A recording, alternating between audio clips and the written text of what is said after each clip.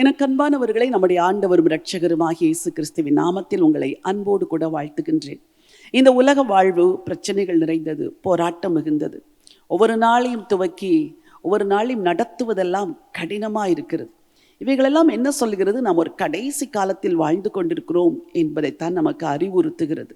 எப்படி இருந்தாலும் சரி, உங்களுக்கு உதவி செய்ய ஒரு ஆண்டவர் என்றைக்கும் கூட இருக்கிறார். உங்களில் ஒரு சிலருடைய வாழ்க்கையிலே சில காரியங்கள் இனிமேல் இவ்வளவுதான் முடிந்து விட்டது, இனிமேல் என்னால் எழும்ப முடியாது, என் குடும்பம் எழும்பாது, இந்த காரியம் நடக்காது என்று சொல்லி சில காரியத்திற்கு முற்றுப்புள்ளி வைத்து விட்டீர்கள்.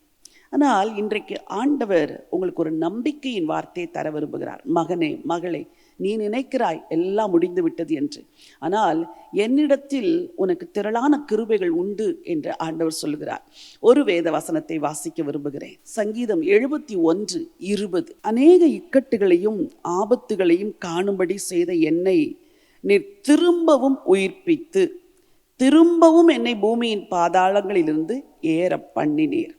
என் மேன்மையை பெருக பண்ணினீர்.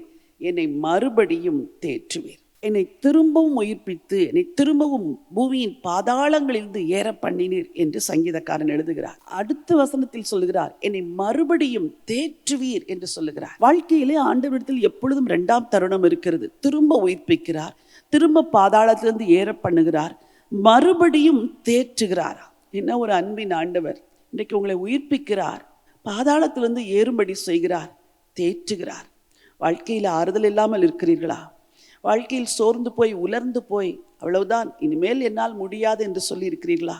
இல்லை, நான் இந்த பாதாள குழியில் விழுந்து விட்டேன், இந்த பாவத்தில், இந்த சேற்றில் விழுந்து விட்டேன், என்னால் ஏறி வர முடியாது என்று சொல்கிறீர்களா?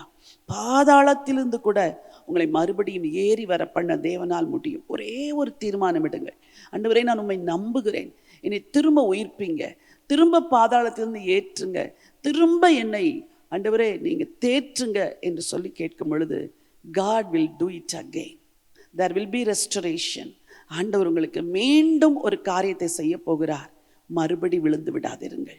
மீண்டும் உங்களை உயிர்ப்பிக்க போகிறார். மறுபடி உங்கள் சோர்வுக்கு இடம் கொடுத்து விடாதிருங்கள். மீண்டும் தேற்றப் போகிறார். மறுபடியும் துக்கத்திலேயே மூழ்கி கிடக்காதிருங்கள்.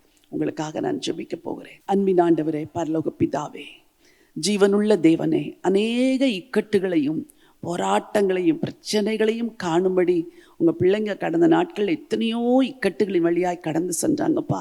மறுபடியும் நீ தேற்றுகிற தேவன், மறுபடியும் உயிர்ப்பிக்கிற தேவன், மறுபடியும் பாதாளத்திலிருந்து ஏற பண்ணுகிற தேவன். ஆண்டவரே, உம்முடைய ஜனத்திற்கு இரக்கத்தை காண்பிக்கும்படியாக ஜெபிக்கிறேன். யாரெல்லாம் இனிமேல் என் வாழ்க்கையில் இது நடக்காது என்று சோர்ந்து போயிருக்கிறார்களோ அவர்களுக்கு ஆண்டவரே, God will do it again என்ற ஒரு நற்செய்தி இந்த சங்கீதம் சொல்லுகிறதற்காய் நன்றி.